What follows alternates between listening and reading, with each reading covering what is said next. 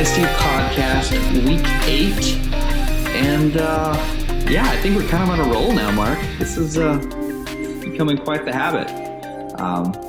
Today's a little different. We're recording this on a Monday because I have to work tomorrow night, which is not usually a thing.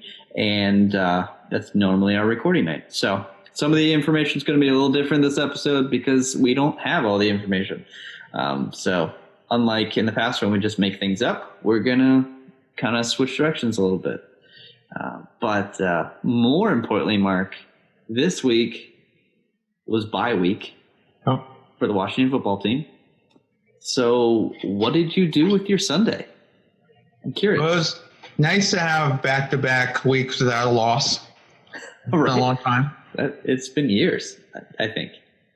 But what did I do? I spent a pretty terrible amount of time raking leaves in my yard. Okay. Because mom and dad are gone, so now I'm a homeowner and I have to do things around the house. So I That's try outside though. You just don't have to. If you just don't go outside, you work from home. You don't need to go out there. I tried to make that argument to myself, but there was a certain degree of I have to do something around the house for mom and dad. So I tried to do it with the leaf blower, but it was windy and I was getting nowhere. So just blowing it you in the face. It was quite the mess. And you get in a pile and then you try and move the pile. It's because we dump it on the street and they come by and pick it up. I forgot you guys do that. That's so weird and cool all at the same time. So cool. It's so cool. But then I'm blowing this pile and I'm just scattering it, remaking a pile, scattering it. It was quite a mess as I just knock out my headphones. So how did you enjoy your bye week? Well, I did a lot of house cleaning as well. I went out and got my wife a Roku because earlier in the week I bought myself a new TV, which meant the old TV became her TV upstairs in the kitchen / living room / dining room because we have it on a table where we can move it around wherever we want it. Because this was our one TV from marriage, so this TV is 10 years old. And it was not high quality when we bought it 10 years ago either. I don't think it's actually 10 years old, but it's pretty close. It's definitely a dumb TV, meaning, there's no Wi-Fi connection. So anyway, all that to say, I got her Roku so that she can actually watch all of her apps and streaming devices and everything all in one place because I spoiled myself and finally got 4K television in our house, Mark. And preparation for what? Xbox Series X, my friend, which at this rate I will get in 2022 or whenever they become available again. It seems like a really bad marketing scheme. Oh yeah, this is a great device. We're only going to sell 12 of them. So I don't know, but sometime in 2021, I'm sure I'll get it. But anyway, so I did a lot of that kind of stuff, working around the house, cleaning. I still watch football. It was actually more enjoyable not having to worry about who won or lost. I watched my fantasy team do good enough to win, but not good enough to feel comfortable about that win.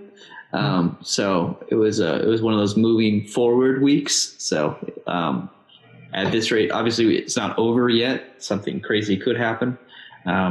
But it looks like I went 3-0 in my main leagues. So I'm happy with that. I'm calculating what has to happen for you to lose this week as we speak. It's pretty set. We need Miller. Tampa Bay Miller needs to score 42 points. So yes, it is possible. They are playing the Giants. So please don't do this to me. I know that's what you're cheering for. Mark's I know what I'm doing tonight. I'm watching Scotty Miller. But no, please don't do that to me. It's been a rough season. I could really use this win. It would be because it's going to be a blowout. So you would think it's not going to happen. But if he gets those first 2 or 3 scores before the blowout, Yeah, if he scores like all the points, then yeah. if he does every single thing for them, I will say if it's a terrible blowout in my other league, I'm up by I'm up by 100 points. But he has Tom Brady, Rob Gronkowski, and Mike Evans. Those are his 3 players that are still left. So I was like, it's possible if they all have like killer games. Like if Tom Brady throws 3 touchdowns to Mike Evans, who also gets 100 yards receiving, and then Rob Gronkowski gets 2 more touchdowns, putting Tom Brady up to 5 touchdowns, and then somehow he sneaks in a 6th one, I could lose. But I'm really hoping that doesn't happen. Anyway, I think that's enough about me. Mark, you and I also just finished up our interview with Ben Chapman tonight, since once again I'm working tomorrow night. So that was good. I felt like that was a good episode. Ben Chapman is our reigning toilet bowl.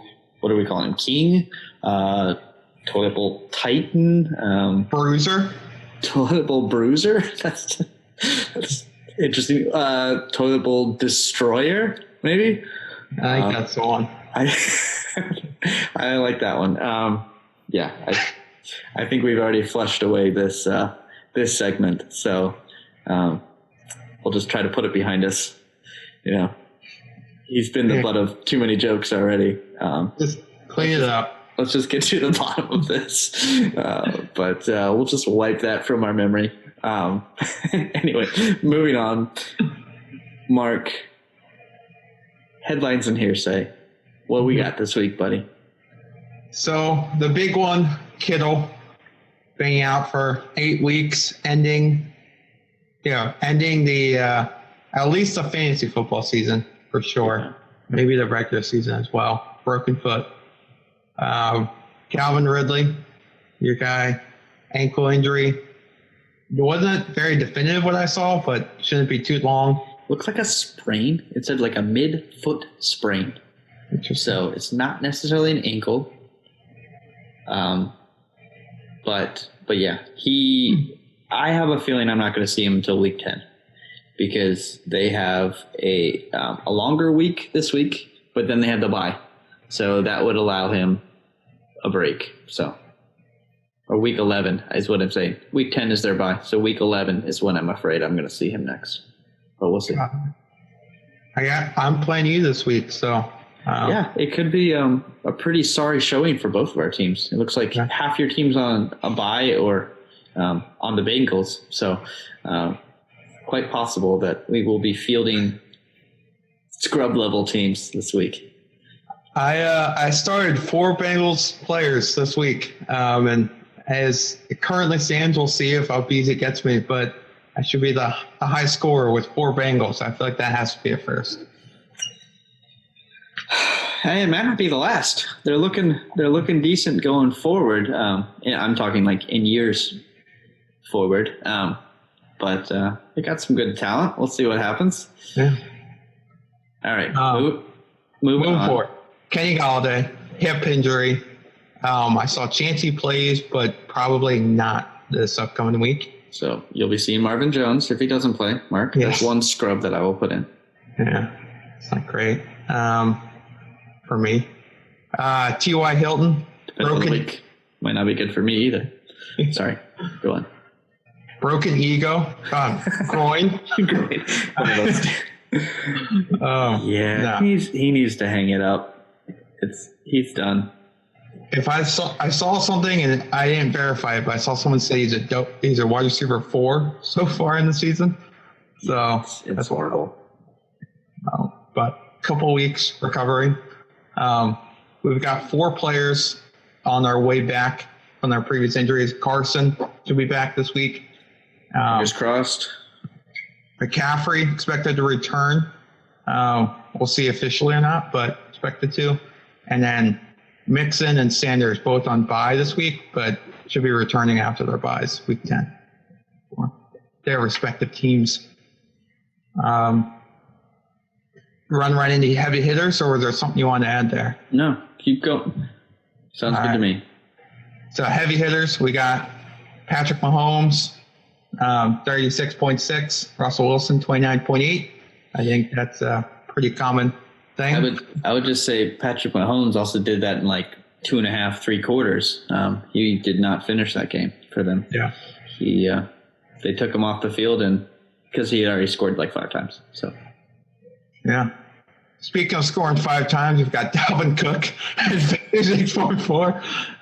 I think he scored 4 times, but yes. Yes. 3 on the ground, 1 in the air. I thought that he was single-handedly going to give you a run for your money this week. He single-handedly did give me a run for my money, and he had me sweating bullets all morning. But luckily, Travis Fulgham came through at the end, and Justin Herbert. But there's still time. Scotty Miller. Scotty freaking Miller. Of course, his name is Scotty, too. Come on, Scotty. Of course. Rounding out Alvin Kamara, 25.5, and Jordan Wilkins, 24.8. Who, if you look right now, is on the waiver wire. Just want to put this out there. GM Newell. He's on the waiver wire. I think you might be able to get him for, 70 fab. That's what I would say. And if you need some more fab, I don't mind trading you some. And then we all know Mark, I think, has a little bit more to give too. So just putting that out there for you. That's possible. Just in case. Yeah. Just let them know. Jordan Wilkins. All right. Last few here. DK Metcalf, 44.9.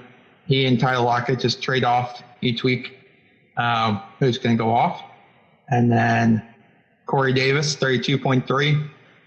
Travis Kelce, 31.2 before Patrick Mahomes was subbed off.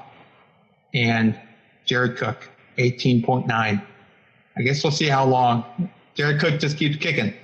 He's there. Well, there wasn't like any Saints receivers to throw to. That Michael Thomas was out. Emmanuel Sanders was out. I think was Traquan Smith out too or something. Like they had like 3 or 4, like 3 of their receivers were out. I don't remember the third one, but that does help. Does help. Give me the head scratchers, Eric. All right. So for head scratchers in the QB department, we had Phillip Rivers himself scored 22 points on Hennig's bench.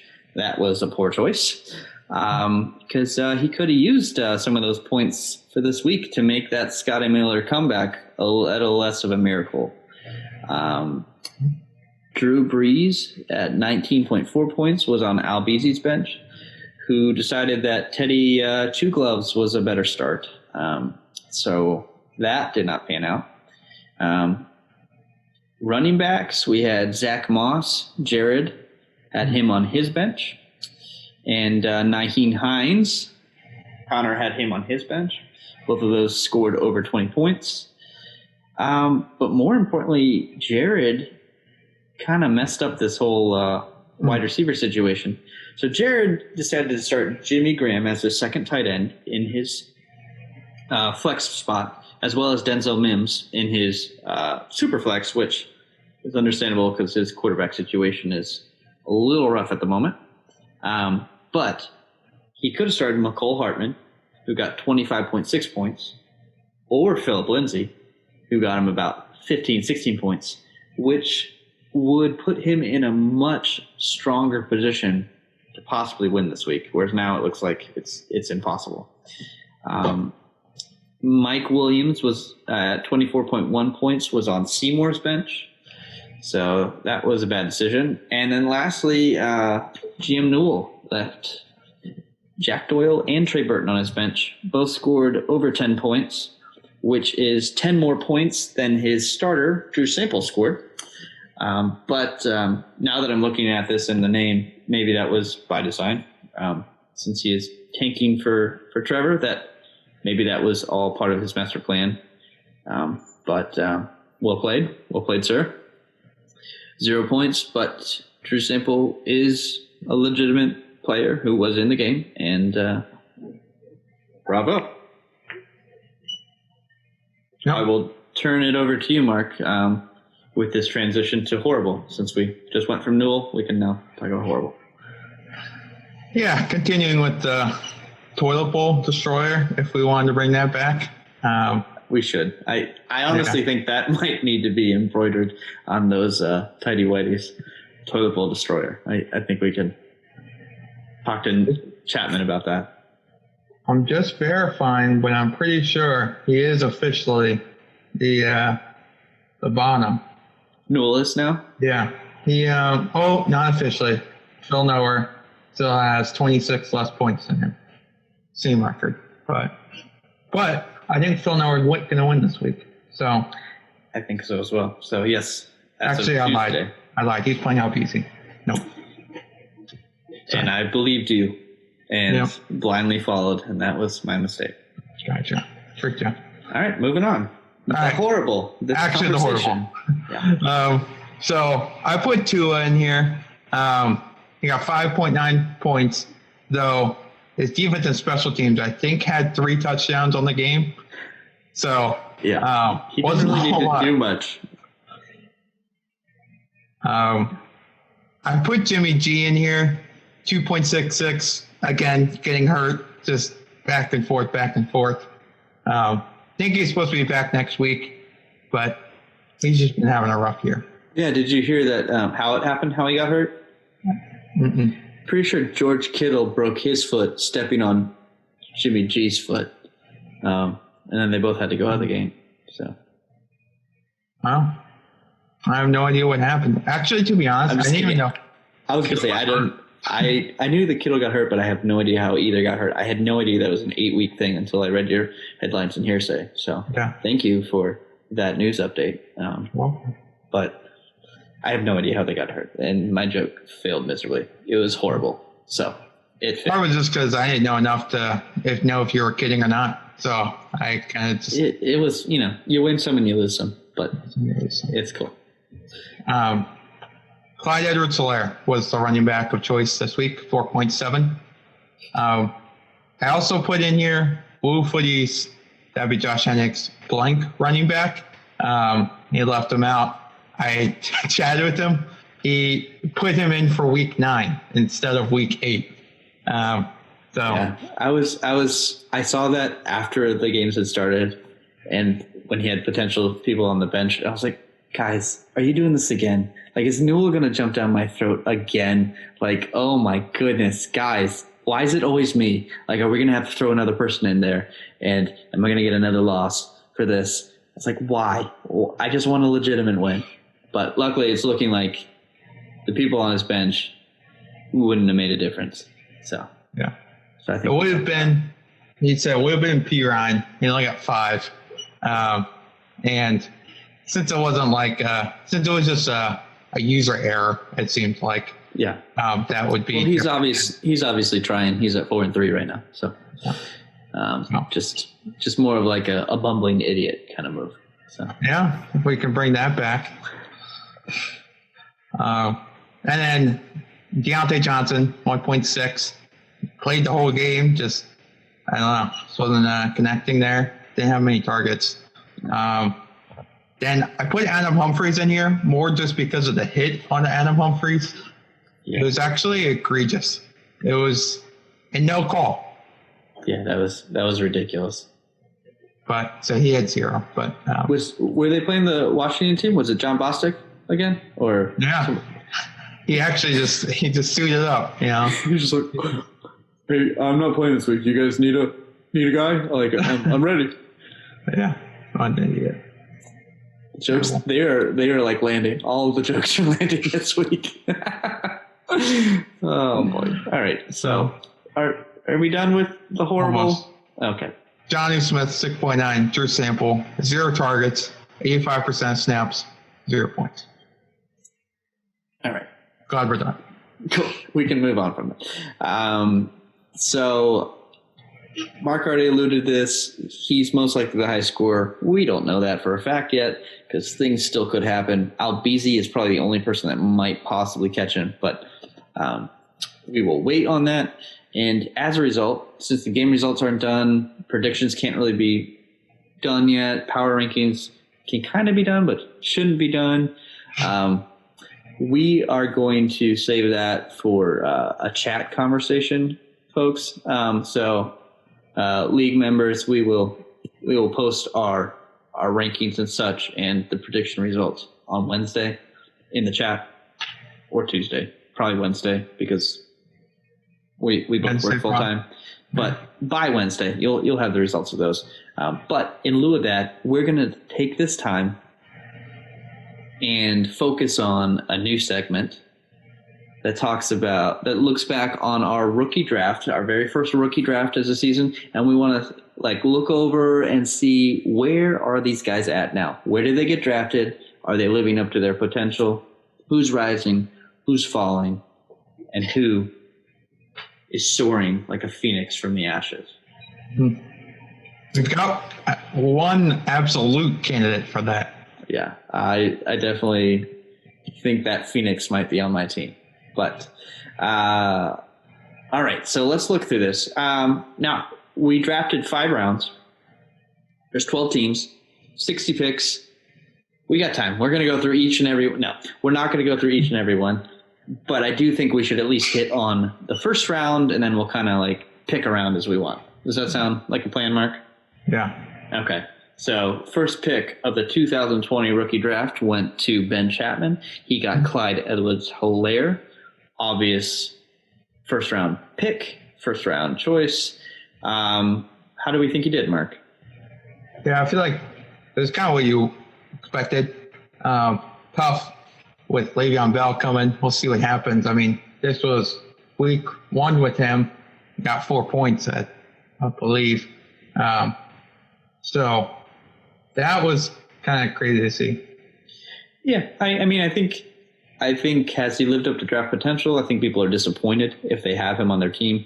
It's a dynasty league. I think you're still happy to have him, but time will tell.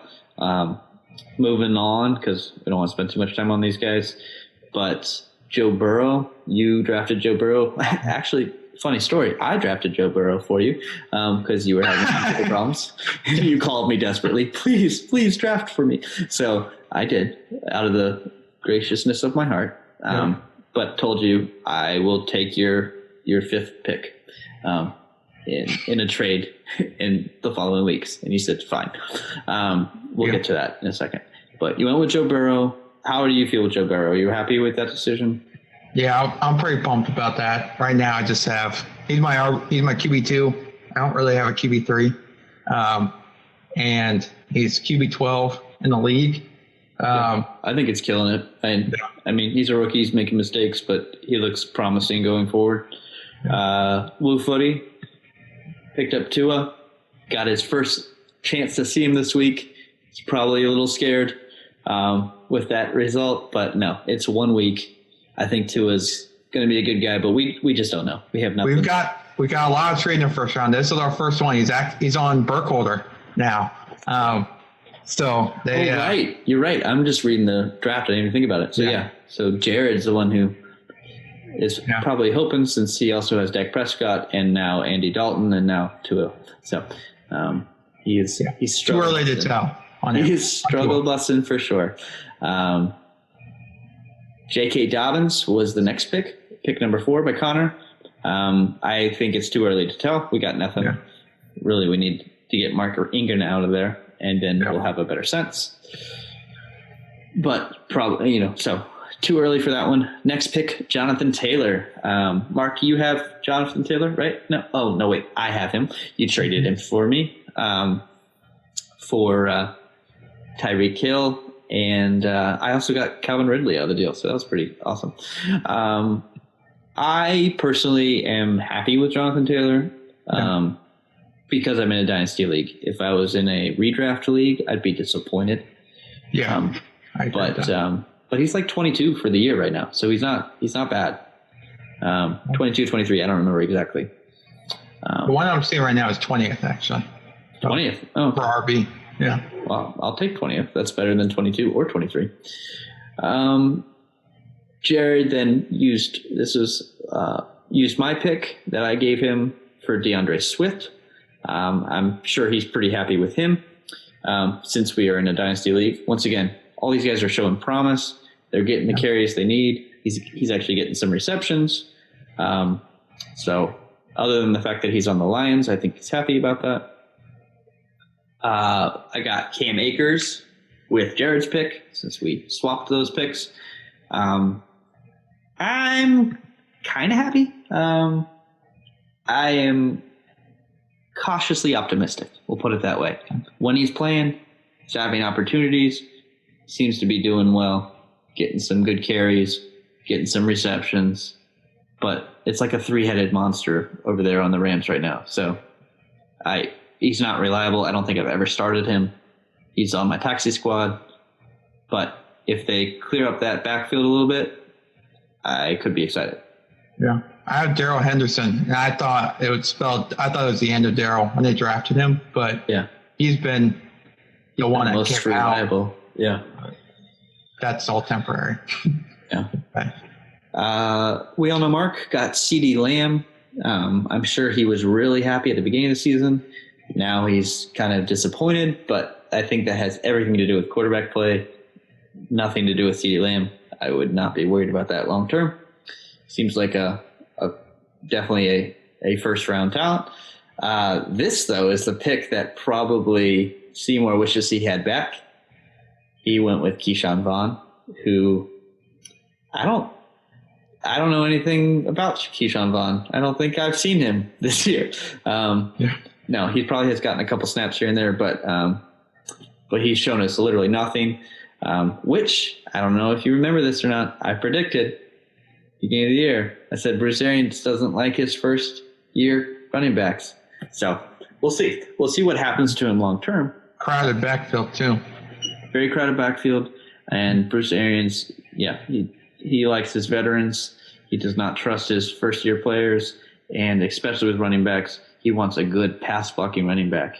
So until the running back figures out how to do that, he's not making it on the field. Jerry Jeudy, Albizi, solid. These next three guys, I'm just going to keep going because we got a long ways to go. But Jerry Jeudy, Henry Ruggs, Justin Jefferson, that knocked out the back end of our first round. I think all those guys are happy with those. Albizi with Jerry Jeudy, Pinoer with Henry Ruggs.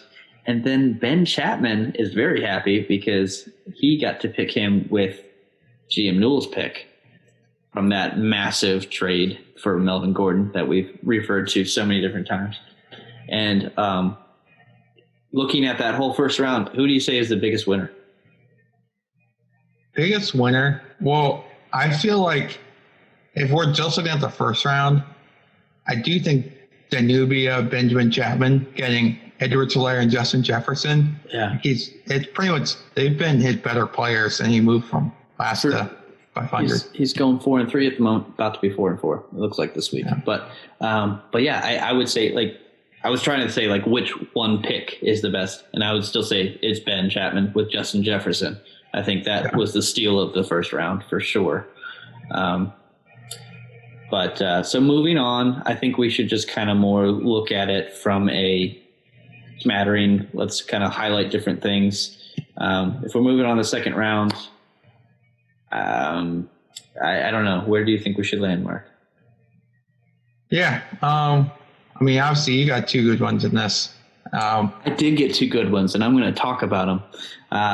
But you also got a good one. Yeah. You got the first one we should talk about, T. Higgins.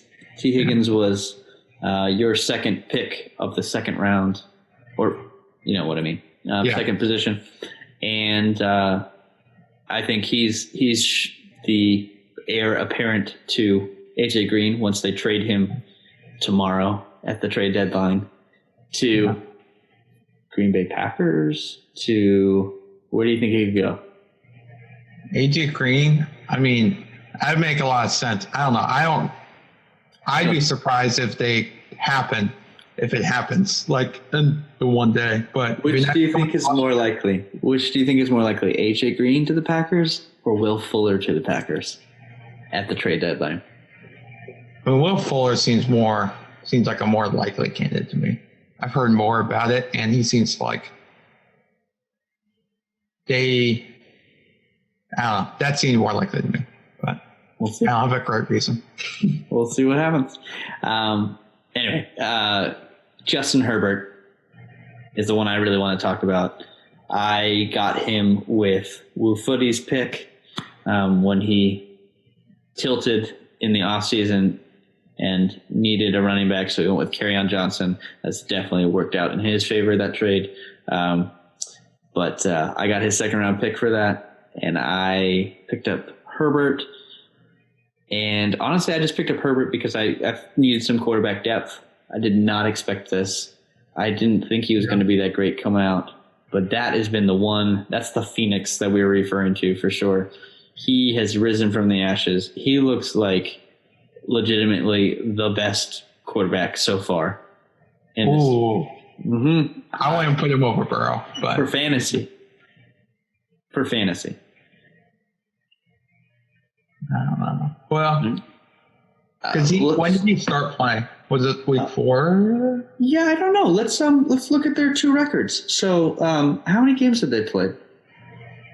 So currently, Joe Burrow is beating Justin Herbert in our league by 0.6 points. That's the difference between them. And how many more games have Burrow played than Herbert? 1. Or no, 2. Bye. Yeah, 2 more games, and he's gotten 0.6 more points than Herbert. I rest my case. There you go. Let's see what happens. We shall see. But, yeah, they're both sitting at the top of the rookies, spot 1 and 2 for all rookies for this season, which, I mean, they're quarterbacks. They should be on top. If I'm being transparent, the Phoenix that I was referring to was James Robinson, and the second pick from the end, I may have kind of jumped ahead here, but yeah, way to well, screw the I realized when we were saying Phoenix, I thought we were on the same page, and then you said it was on your team, and I was like, we're not talking the same person. No, we weren't. We weren't talking about it. I don't care about other people's teams. I find ways to talk about my team. That's the whole reason for this podcast. In the interview, whenever it finally renders, should be coming out hopefully before this episode. I talk about, we talk about the origins of this podcast. Mark, it's all about me. Okay, that's what this is about. This is an opportunity for me to tell you guys how great I am. Okay. Anyway, so speaking about me, Antonio Gibson, obviously I'm super pumped about that. Got that in a trade from the pick from Burkholder, picked it with his second round pick. So I feel like that was definitely my defining moments in this draft with those 2 picks in the second round. And looking at the second round, some of the other key names we see, Chase Claypool, P. Noer got him at the in the 11th spot. That one definitely is paying off. He looks like a bona fide receiver there, especially when Juju leaves in the offseason. Ben Chapman also got Laviska Shenault. He looks like he's showing some promise. I was going to say, we all know Mark, Brandon Hayek. Yep. And maybe who you're about to say. That's exactly who I was about to say. I feel like in an offense without many receivers, I feel like he could really come to his own for a while there. For sure. And definitely with Debo out for a couple of weeks, I think we'll have that opportunity to see that. Some disappointments, obviously Michael Pittman, but he was hurt, so we didn't really get a chance to see him. Jalen Reagor also hurt, but showed some real spark at the beginning of the season. Zach Moss, I think we're just noticing you just don't want Bills running backs right now. And then he had a big week this week. He's been doing he had 2 touchdowns, Mark, but so he had one good week, but I'm saying overall for the season, it's not been looking great. Any key people you want to mention in the rest of it here? You already mentioned James Robinson. Thanks for spoiling that one. Obviously there's lots of picks here, but I was looking through. I thought this is another one for you. I think it stayed on your team. Gabriel Davis. I thought that he's shown some promise. Yeah. I think that's going to be a couple year project, but so he has not made it off my taxi squad, but he has scored some points. Yeah. Harrison Bryant is someone that I noticed definitely with the absence of Njoku these last couple of weeks.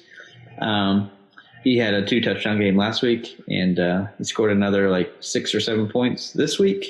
So not start worthy yet, but tight ends tend to take a couple of years to really get going. How's that Thaddeus Moss working out for you, Mark? He's on the IR. I'm waiting. Yeah, no, we will see. We'll see if that pans out. I feel like I'm more excited about him for our team, for Washington, than for fantasy. I think he's a fun mixture of the blocking and receiving. Yeah. And he's got some good heritage there, which I think helped with the signing. So being the son of Randy Moss. You've heard of Randy Moss, right, Mark? No, but I have heard of Thaddeus Moss because he will be the more memorable one. Yeah, it'll be known as Randy Moss will be Thaddeus's father. Is that what you're saying? Yeah. All right, there we go. You said it first for sure. And last, probably. Yeah. Darnell Mooney has shown some spark on We All Know Mark's team. He took him in the 5th round, so 5th round flyer. There's some possibilities there. But, I mean, obviously, I think the biggest steal of the draft was James Robinson. Yeah. Second to last pick by Pinoer. That has obviously worked out really well this season. We'll see how it goes going forward. If they stick with him as their main back or pick up somebody else. But looks like they're sticking. Yeah, he's doing pretty good. Looking at this, Mark, who do you think has the potential to be offensive rookie player of the year in the actual NFL, not in fantasy? Because in fantasy, it's probably one of the quarterbacks. But I don't know. My initial reaction was Burrow because of the swagger, because of the name, like everything like that. I feel like it's popularity thing a lot. But other than that, I really do think Herbert could. I mean, he's actually winning games. So, yeah, I would think it'd be Herbert. But do you think Justin Jefferson has a chance? Or I don't think they'll give it to him. Antonio Gibson, if he starts taking off? You have to really have a hot second half of the season. Right now, he's been like making really good of his limited opportunities, but just not getting enough opportunities to be like win, I feel like. But what about James Robinson? Once again, needs to start winning. But currently, rookie rankings, he got 1, Joe Burrow, by a 0.6. big 0.6 points. Mm-hmm. Justin Herbert, and then you got James Robinson right behind him with like 10 points difference for a running back. So I don't know. We'll see.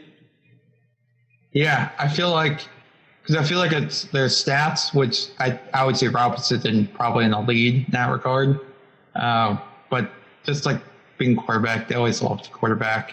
And yeah, Herbert has a good story behind him. So he'd be my pick. What about you? I want to go with Herbert myself, selfishly. But yeah, I think Herbert definitely has a chance just based on nobody saw that coming. And he also has, 2 less games so far. So I think he's coming on hot. And if he can keep it going, I'm all for it. But so here's the question. Just to be clear. Yes. Before we move, just to be clear, I do think Burrow will be better in the long run. I do think he's running for his life back there, that offensive line. And I don't know, watch the last game, they like snapped the ball past his head, and like it seems like he's just like, oh geez, what am I dealing with here? And still cool head, keeping him in games. So yeah, because Herbert has like this amazing running game in front of him, and like he doesn't have to like throw the ball like every single play. They're definitely night and day situations, different. But last question before we end this episode, Mark. Who is going to score more points this year? Joe Burrow, Justin Herbert.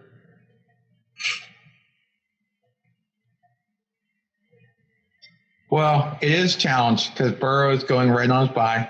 So now Herbert will immediately take the lead. Right.